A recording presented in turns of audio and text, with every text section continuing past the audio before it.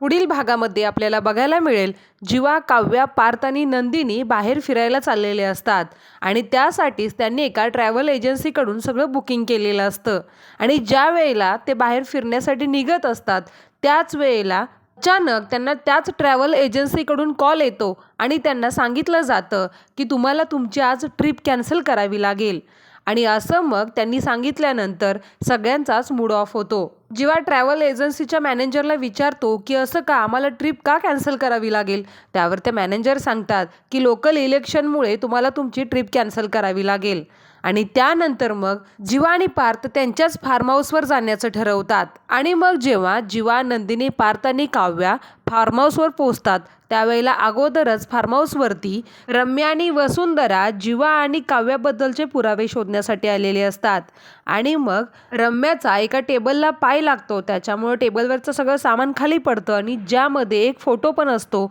काव्याचा आणि जीवाचा आणि तो फोटो बघून, तो पुरावा बघून वसुंधरा आणि रम्या भयंकर शॉक होतात